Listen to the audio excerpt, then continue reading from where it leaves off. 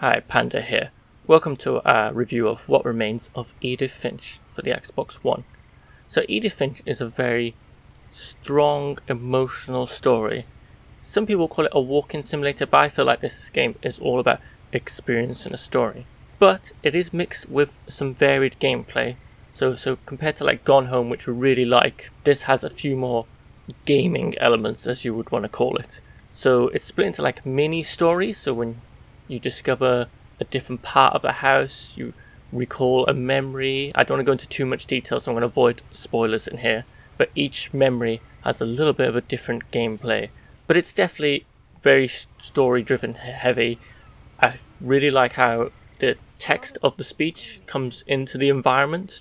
So you get like a good, instead of just like normal subtitles, it's like done well in the environment. The environment's really detailed. The house is very detailed. And you could spend even more time in here just looking at all the little things. And I think that's where you'd get the most out of it. It doesn't have any boring filler. That's why I appreciate this game. So it may be a shorter game, but it doesn't have any like downtime, as in like boring downtime. The only downtime is in between stories, but you're still enjoying looking around the house and learning about where she lived. Like I said before, it's got varied gameplay. It's hard to go without spoilers. You just have to trust me on this, that each of the stories has slightly different twist on gameplay and things you do, and an interesting way of portraying the story through different gameplay elements, but there's nothing too tricky or tasking in here. You can, once you finish the game, you can replay individual stories, and some of the achievements are tied to that.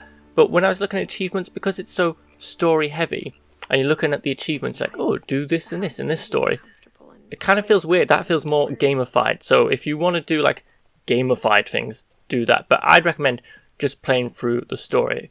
I think the best way to experience this game is to give yourself at least 2 hours, because that's how long it took me, under 2 hours to finish it, which I know is short, but this is such a good story game that you could easily replay it from the beginning and still get the same thing. To me, it feels like when you watch a film, you would sit down and rewatch a film, and that's the same thing in here, because there's no boring filler and it's all good story content.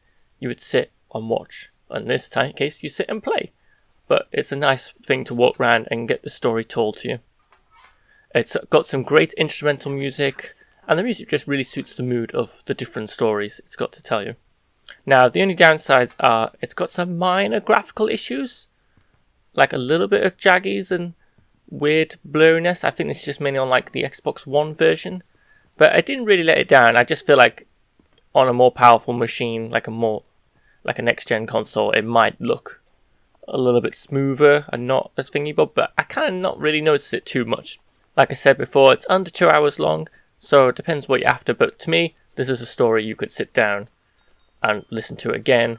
So yeah, I'd replay it. The only downside, if you don't play it in one go, there's definitely a lack of signposting, so if you leave it too long between sessions, you might get a little bit confused where you're going. It doesn't really say go this way or that way, but when you're playing in one go, you just like naturally flowing through the house and other environments, so I didn't feel like I was particularly too lost at all.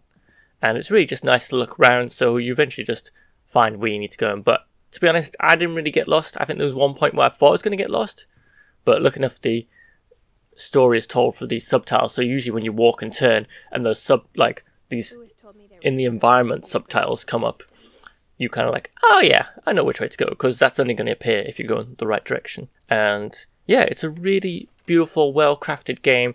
It's really tricky to talk about without giving you like spoilers about stories, so I'd just say go and experience it. I feel like you could play through it multiple times, and being able to replay certain stories helps as well, because if you just want to listen to like story A or story B or story C they're not called that, I'm just using that as an example, you could just easily go back and go, I want to listen to that story again or experience them. So yeah, definitely worth picking up. It's definitely unique, and I really did enjoy it. I liked the little bits they added, like I said, some of these varied gameplay things, which makes it stand out a little bit different from some of these other walking simulators. Although it's not a term I really like. I like to be like environmental story and experiencing the story. It's definitely like very heavy on story. If you're looking here for a game where you go pew pew and shoot things, you're in the wrong place. But if you want a nice, deep, meaningful and emotional story, this is definitely the game for you. Thank you for listening to our review and watching our review of What Remains of Edith Finch. Thank you to our patrons. Remember to like and subscribe and hit that bell, and just have a good time and enjoy. What My Remains mom of was Edith Finch. furious.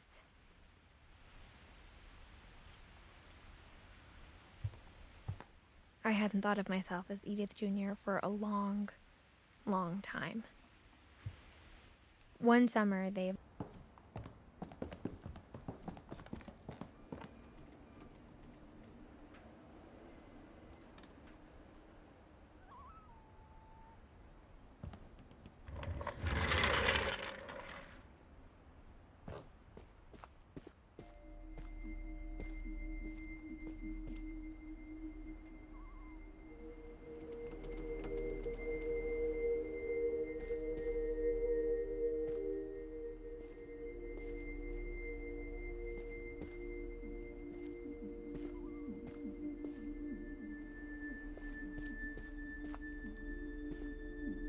I knew Grandpa Sam.